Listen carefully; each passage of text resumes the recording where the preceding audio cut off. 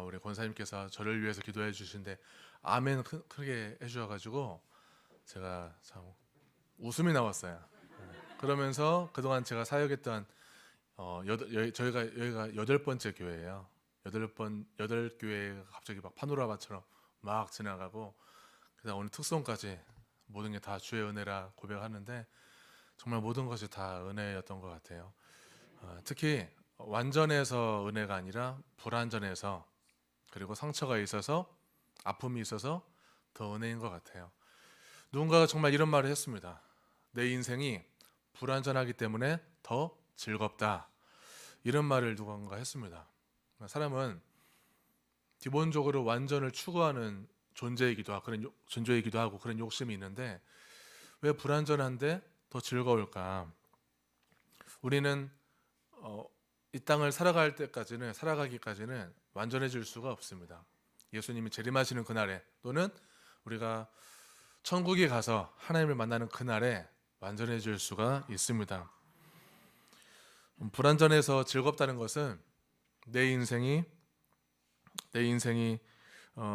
불완전하다는 그 삶을 이해하고 그리고 받아들이는 것입니다. 그러니까 우리는 부족한 것을 다 제거해야 좋을 것 같고 즐거울 것 같은데, 부족한 것을 제거해야 즐거운 것이 아니라 있는 그대로의 불완전한 삶을 받아들이는 것을 우리는 삶을 통해서 계속 배우는 것이죠. 오늘 베드로를 보면서 내가 누군지 아는 인생과 또 내가 누군지 모르는 인생이 어떻게 펼쳐지는지를, 그 차이를 알고 또 주님의 뜻에 가까워지기를 간절히 소망합니다. 우리 13절 말씀 같이 보도록 하겠습니다. 예수께서 빌립보 가이사랴 지방에 이르러 제자들에게 물어 이르시되 사람들이 인자를 누구라 하느냐. 아멘. 예수님께서 제자들에게 묻는 것입니다. 사람들이 나를 어떻게 생각하느냐, 사람들의 시선에 대해서 물어봅니다. 그러면서 예수님이 자기 자신을 뭐라고 표현하냐면은 인자라고 표현해요. 인자. 근데 이 같은 이야기가 다른 복음서에는 마가복음이나 누가복음에도 똑같이 나오는데, 거기서는 사람들이 나를 어떻게 생각하느냐, 나라고 표현해요. 근데 마태복음에서도 그냥 나를 어떻게 생각하느냐 물어보면 될 것을 왜 인자라고 표현을 하셨을까? 이 인자라는 표현은 되게 흔한 표현입니다. 아주 그냥 습관적으로 쓰는 예수님의 어떤 표현 중에 하나예요. 그러니까 사람들도 그냥 늘 그러려니, 계속 저런 말을 쓰니까 그러려니 하는 표현 중에 하나가 인자예요. 사복음서를 통틀어서 한 80번 정도 예수님이 자기 자신을 가리켜서 그렇게 썼던 아주 흔한 표현 중에 하나입니다. 예를 들어 제가 성도님들께 전화를 할 때나 만날 때나 설교를 할 때 주의 종 온문수입니다, 주의 종 온목사입니다, 이렇게 계속 한두 번이 아니라 계속 쓴다고 했을 때 이걸 계속 들으면은 그냥 그러려니 하는 것처럼 예수님 계속 인자를 그렇게 흔하게 쓰는 것이죠. 그런데 백성들은 그 호칭에 대해서 별 의미를 두지 않고 그냥 지나가지만, 예수님은 여기에 의미를 두고 있습니다. 하나님의 아들 메시아라는 의미가 이 인자에 담겨 있습니다. 그러니까 예수님은 내가 누군지를, 내 정체성을 인식하고 말하는 것입니다. 예수님이 보기에, 예수님이 사역을 시작하니까요, 그리고 예수님께서 많은 사람들을 만나니까 정말 수많은 사람들이 자기 자신을 잃어버리고 살아갑니다. 나를 잃어버리면은, 나를 모르면은 예수님을 바라볼 때에도, 예수님을 해석할 때에도 바르게 인식하지 못하고 바르게 해석하지 못합니다. 예를 들면은 권위적이고 아주 무서운 아버지 밑에서 자란 아이가 나중에 성인이 되어서 신앙을 가졌어요. 신앙을 가졌는데 하나님에 대한 이미지가 여전히 무섭고 심판하시는 하나님에 대한 이미지가 막 강한 사람, 그런 이미지가 남아 있어요.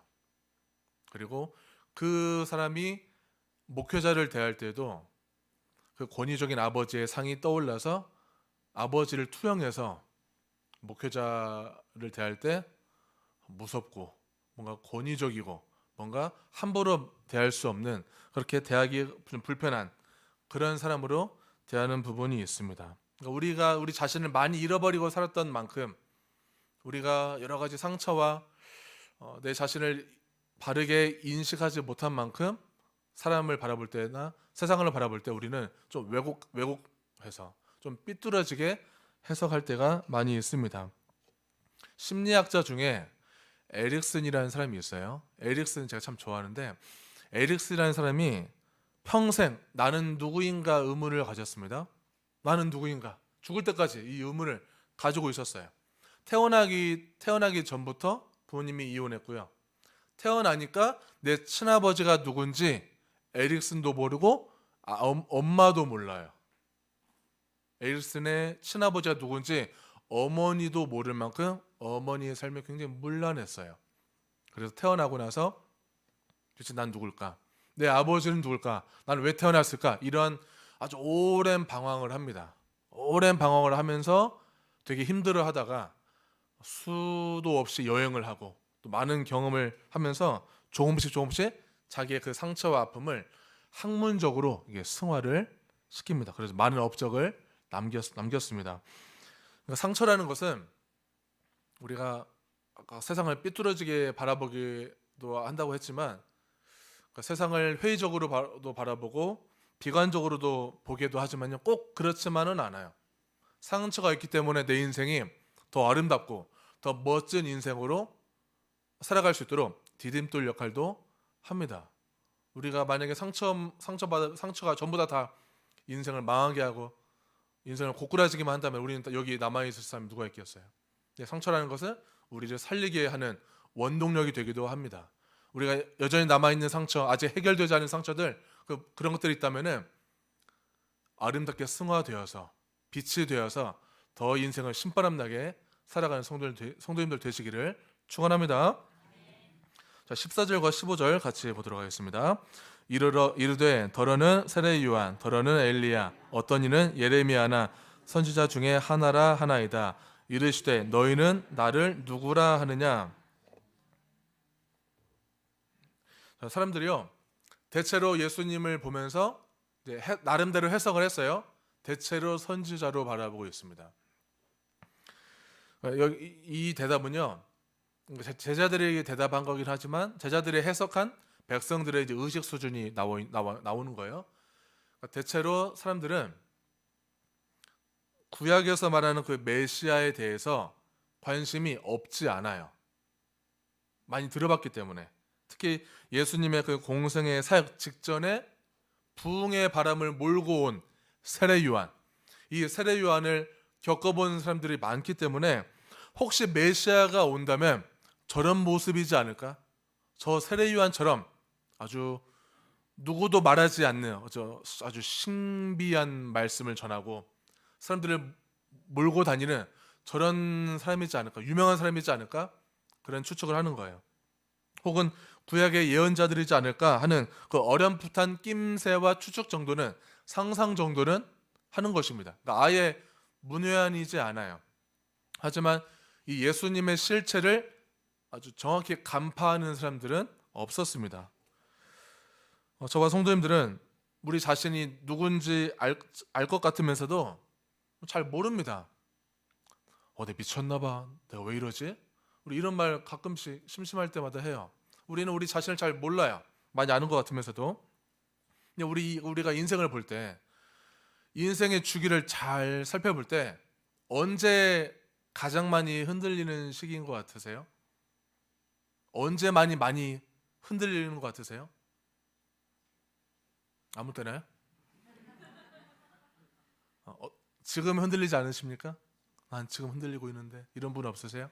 일반적으로 우리가 볼 때 청소년기, 그리고 청소년기에 많이 흔들립니다. 청소년기를 다른 말로 질풍노도의 시기라고 합니다. 강한 바람과 성난 파도라는 뜻이 있어요. 청소년기를 엄청나게 흔들려요. 너무 흔들리니까 막 감정의 기복도 세고 혼란스럽고 불안정합니다. 내가 누군지 모르니까 그냥 막 사는 거예요. 감정대로 막 기분 내키는 대로 그냥 살기도 하고요. 그렇습니다. 불안정해요. 사고도 많이 칩니다. 근데 청소년 때 사고를 쳐도 형사 처벌이 안 돼요.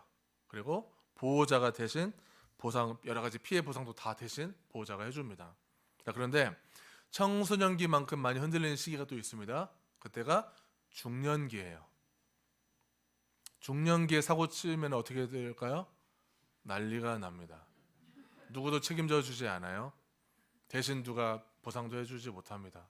다 본인이 책임져야 되는 아주 외로운 시기예요.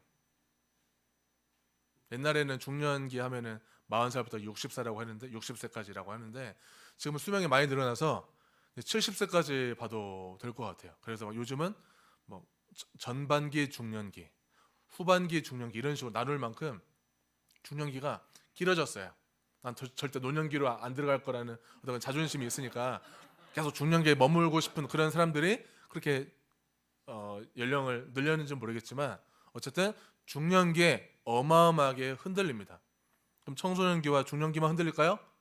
우리 인생을 통틀어서 다 흔들리죠. 지금 많이 흔들리는 부분도 있을 것 같아요. 오늘은 이 청소년기에 대해서 좀 얘기해 보려고 해요. 우리가 다 거쳐왔던 그 시기, 어떻게 거쳐왔는지 아직 생각이 안 나는 분도 있겠지만 그 청소년기에 대한 얘기를 좀 해보려고 합니다.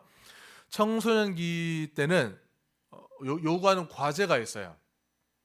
내가 누군가를 알아가는 거예요. 내 정체성을 알아가는 것입니다.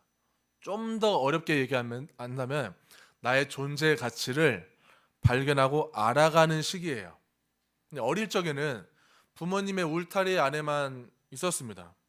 이건 마치 이런 거죠. 에덴 동산에서 하나님이 아담과 한 몸이 되어서 살아가는 상태라고 볼 수 있을 것 같아요. 비유를 하자면은. 그런데 죄를 짓고 나서 하나님과 내가 이제 분리가 돼요. 한 몸이 아니에요. 떨어집니다. 아, 내가 하나님과 하나가 아니라 하나님은 다른 대상이구나. 나와 다른 어떤 대상이라는 것을 이제 인식을 하고 독립적인 존재로 서서히 이제 살아가는 것입니다. 아, 세상은 내 뜻대로 안 되고 다른 사람은 나와 다르구나. 이것을 배우는 것이죠. 이 다름을 잘 배우면은 나중에 성인이 되어서 연애를 해도 덜 헤매요. 근데 잘 못 배우면, 너와 내가 다르다는 걸 잘 못 배우면은 사귈 때마다 금방 헤어져요. 어떤 사랑이니까? 풋사랑이니까 금방 헤어집니다. 혹시 지금도 배우자와 너무 자주 싸우는 분이 계시다면은 풋사랑을 하고 있을지도 몰라요. 별로 공감 안 하시네요, 표정에. 이미 다 뛰어넘었다는 표정을 하고 계시네요. 예수님의 의도는요, 사람들의 시선이 나에게 어떻게 향해 있는가가 사실 중요하지 않아요. 예수님의 의도는 제자들이 나를 어떻게 생각하는가가 더 관심이 있습니다. 너희는 나를 누구라 하느냐. 16절 말씀 같이 보겠습니다. 시몬 베드로가 대답하여 이르되 주는 그리스도시요 살아계신 하나님의 아들이시니이다. 아멘. 베드로가 예수님을 향해서 고백을 합니다. 고백 어떤가요? 아주 멋진 고백을 해요. 예수님의 이름을 찾아냅니다. 주는 그리스도시요 살아계신 하나님의 아들이십니다. 그랬더니 예수님께서 베드로에게 역할을 주세요. 역할을 제가 읽겠습니다. 17절과 18절 제가 읽겠습니다. 예수께서 대답하여 이르시되 바요나 시몬아 내가 복이 있도다. 이를 내게 알게 한 이는 혈육이 아니요 하늘에 계신 내 아버지시니라. 또 내가 내게 이르노니 너는 베드로라. 내가 이 반석 위에 내 교회를 세우리니 음부의 권세가 이기지 못하리라. 아멘. 하나님께서 베드로에게 예수님을 볼 수 있는 눈을 주셨어요.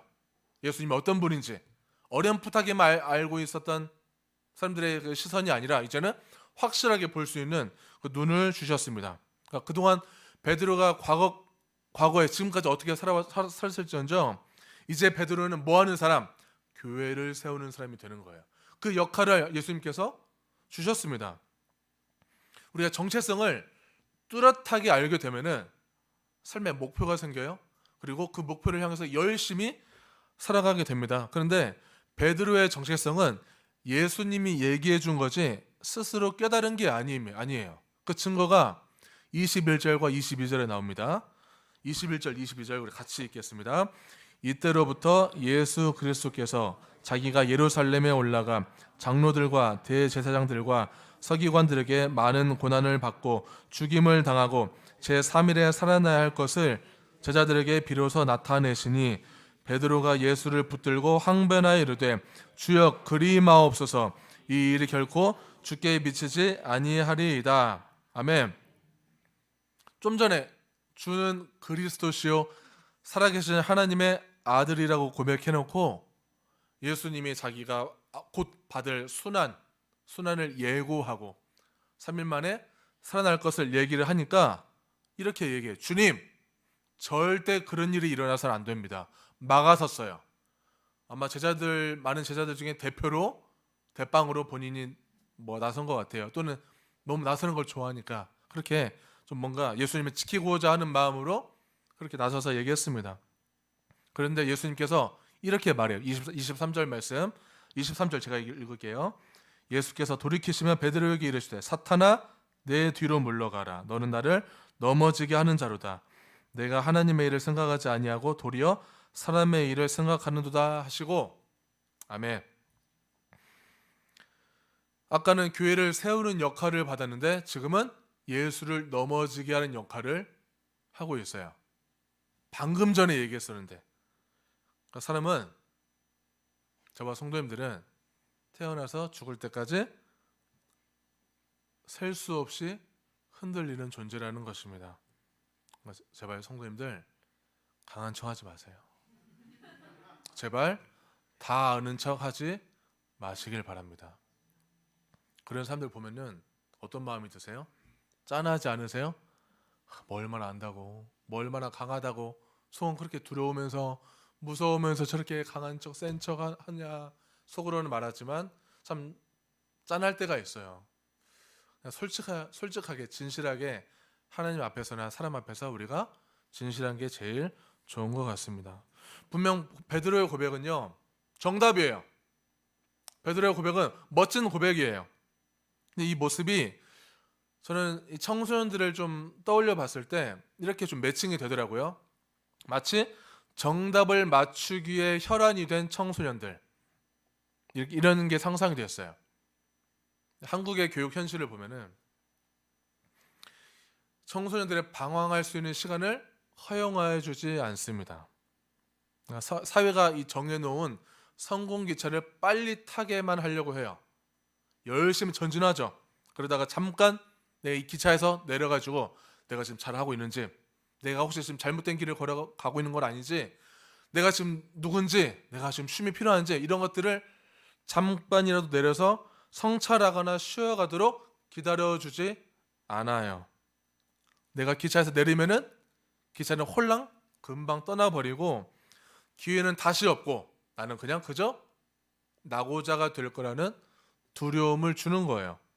그래서 이 청소년들이 낙오자가 되지 않기 위해서 정답을 맞추는 공부에 혈안이 되어서 열심히 하는 것입니다. 그럼 대학은 왜 가고 취업은 왜 할까요? 돈 벌기 용도예요. 어떤 특별한 꿈과 희망이 없어요. 내가 왜 사는지, 나의 존재 의의를 모른 채 그냥 살아가는 거예요. 그냥 남들 다 하니까. 우리 목사들 세계에서도요, 신학교에서 면접 볼 때 왜 목사가 되려고 합니까? 아빠가 하라고 해서요. 이런 사람들 적지 않아요. 정말이에요.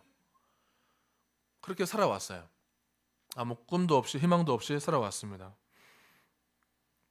교회를 세우는 역할은 지금 당장은 아닐지라도 베드로가 훗날 예수님을 뜨겁게 만나고 복음을 통해서 변화된 그 이후의 역할이에요.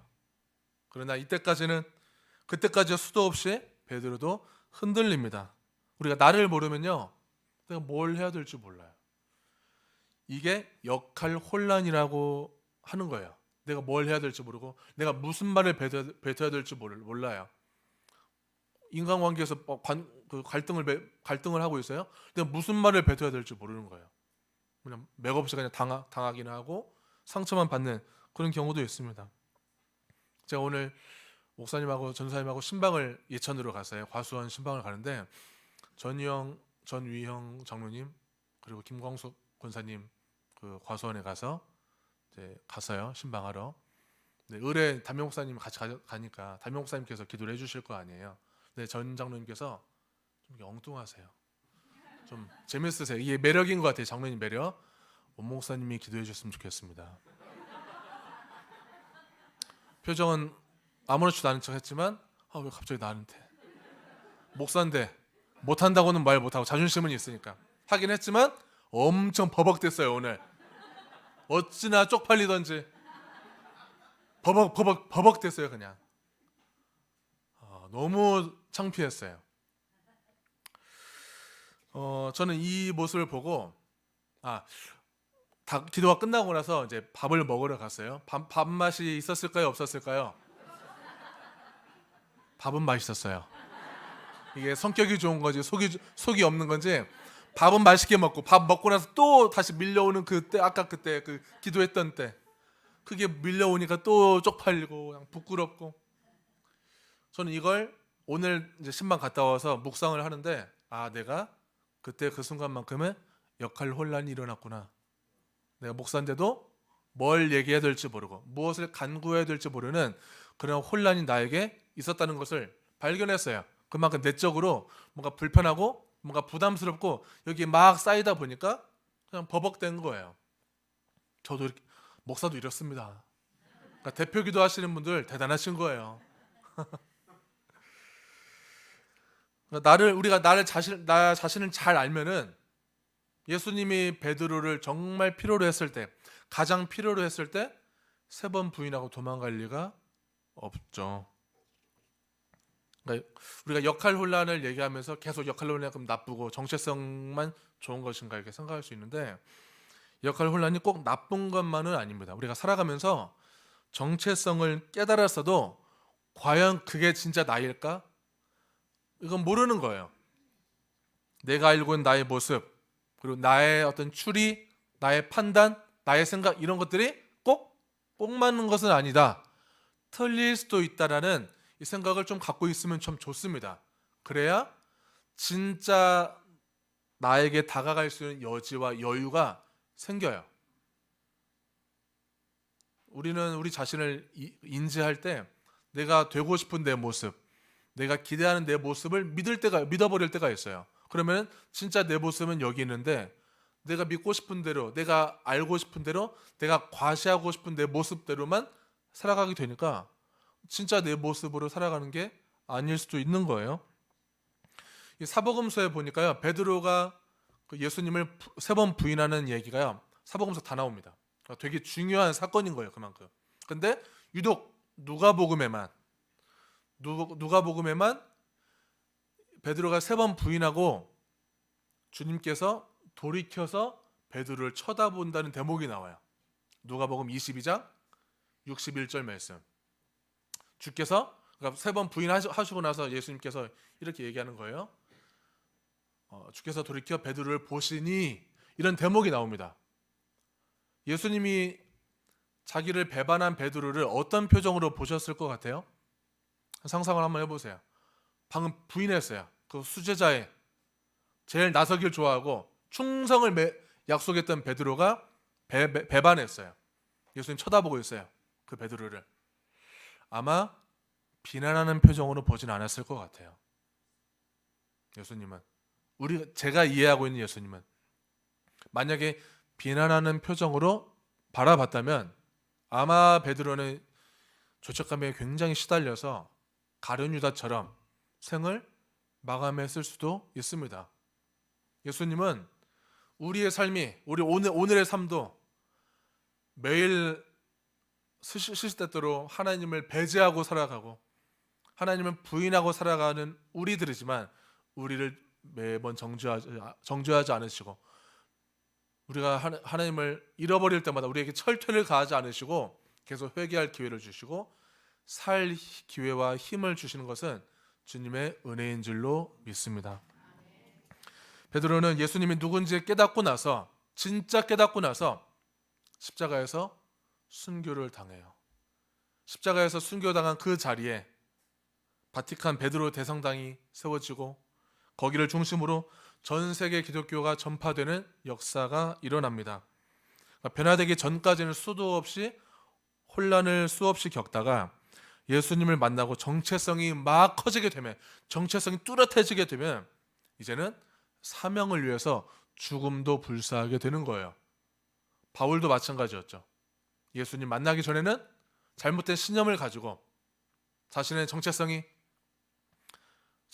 예수님 믿는 사람을 잡아 죽이는 그 역할이 옳다고 믿고 내 역할이 무엇인지 혼란스러워하면서 그렇게 살았어요. 근데 예수를 만나니까 내 정체성을 확실히 깨닫고 목숨을 걸면서 예수님을 전하는 삶을 살게 되었습니다.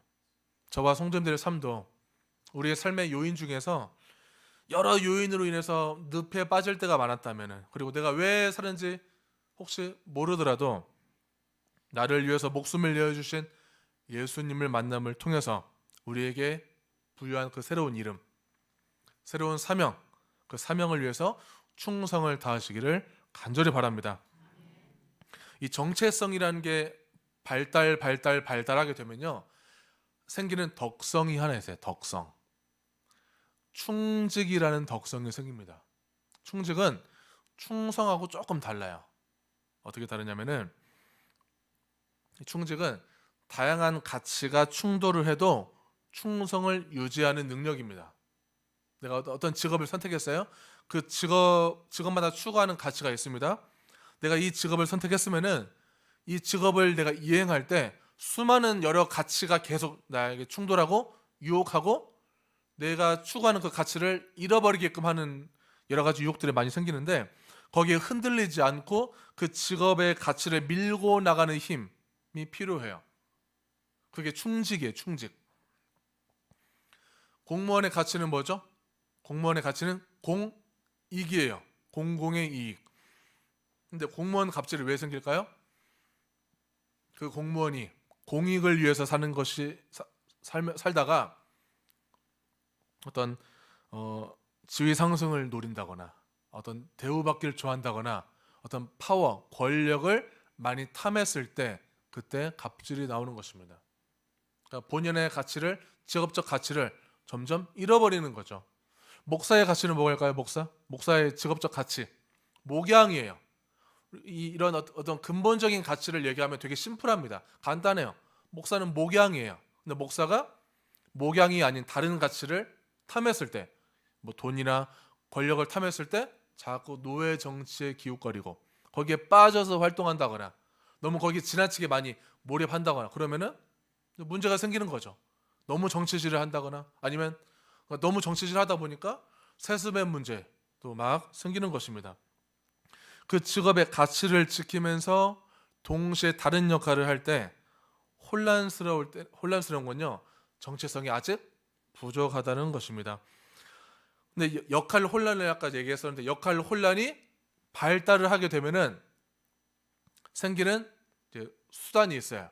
내가 누군지 모르고 내가 뭘 해야 될지 모르고 하는 그런 상태에서 나름 내 자신을 좀 지키고자 하는 그런 수단으로 어떤 전략을 펼치냐면은 전체주의 전략을 펼쳐요. 좀 어렵죠? 전체주의 전략. 무슨 말이냐면요, 전체주의는 본인이 생각하기에 의심의 여지 없이 내가 옳다고 생각하는 것, 그리고 이상적으로 여겨지는 것에 맹목적으로 집착하는 거예요. 쉽게 말해서 내가 옳다고 여기는 것에 맹목적으로 집착하고 그것대로만 하려고 밀고 나가려고 하는 것입니다. 그게 전체주의예요. 나하고 조금이라도 생각이 다른 것 인정이 안 되는 거예요. 다 내 생각대로 따라오게끔 만드는 그 집단을 만들어서 강한 유대감을 만들려고 합니다. 청소년들이 이걸 역할 혼란이 많잖아요. 정체성이 뚜렷하지 못하고 역할 혼란이 많아지면은 자꾸만 내 또래 집단을 많이 만들어요. 내 편을 많이 만듭니다. 내 편을 만들어서 어떤 놀이를 하죠? 일진놀이를 해요. 아무도 내 세력을 건들지 못하도록 내 세력이 오라. 우리가 하는 모든 것이 오라. 너희들 우리와 조금 다른 사람들 다 적폐야. 다 적수예요. 그러니까 역할 혼란이 심한 사람들은 이분법으로 봐요. 사람을 동지냐 적이냐. 그러니까 나와 다른 사람, 내가 인정할 수 없는 그 사람은 적이기 때문에 어떻게 하고 싶을까요? 제거하고 싶어 합니다. 그래서 학교 폭력이 그렇게 심해지는 것이고 그 아이들이 성인이 되어서 조폭처럼 하는 거예요. 그 조폭만 조폭인가요? 알게 모르게 조폭처럼 내 권력을 세력화해서 내 의견에 동조하지 않는 나와 생각이 다른 사람들을 전부 다 제거하려고 하는 욕심이 그 죄성이 우리 안에는 있는 것이죠. 이 청소년기는 그래서 청소년기의 정체성이 잘 발달하려면 좋은 친구를 만나야 합니다. 좋은 친구 집단을 만나서 나를 있는 그대로 인정해주고 나와 생각이 달라도 너와 나는 우정이 변함이 없는 그 우애, 그 사랑, 그리고 내가 잘못되어 갔을 때 정말 사랑으로 따끔하게 제동은 걸어줄 수 있는 그 친구를 만나야 그 청소년기의 바른 정체성이 생기는 것입니다. 청소년기에만 흔들리는 것이 아니라 우리는 지금 우리도 평생 죽기 전까지 흔들립니다. 내 역할이 뭔지 알다가도 이게 정말 맞을까? 흔들리기도 합니다. 우리가 방황하는 청소년들, 에이 사춘기네, 방황하고 있어, 질풍노도의 시기야, 우리가 이렇게 인정해 주는 것처럼 흔들리는 우리 자신도 좀 인정해 주셨으면 좋겠습니다. 우리의 정체성은 꼭 하나님으로부터 찾으시길 바랍니다. 특히 말씀을 통해서 찾으시기를 바랍니다. 예수님께서 베드로에게 새 임무를 알려주셨죠. 너는 교회를 세우는 사람이 될 거야 하면서 19절에 보면 예수님께서 베드로에게 주신 천국 열쇠는 권세예요. 권세. 우리의 말과 행동으로 천국 문을 열고 닫을 수가 있는 것입니다. 우리 그리스도인의 바른 정체성을 가지고 영혼을 살리는 일을 하되 각자에게 주신 독특한 재능, 성도님들마다 다 다양한 은사, 재능을 주신 것, 이걸 가지고 또 우리에게 각자 다 다르게 다양하게 주신 이 사명을 감당하면서 혹시 내가 지금 바른 길을 가고 있는지 한 번쯤 매번 돌아보면서 하나님의 그 말씀의 권능에 한 점 부끄러움이 없는 성도님들, 저와 성도님들 다 되시기를 축원합니다.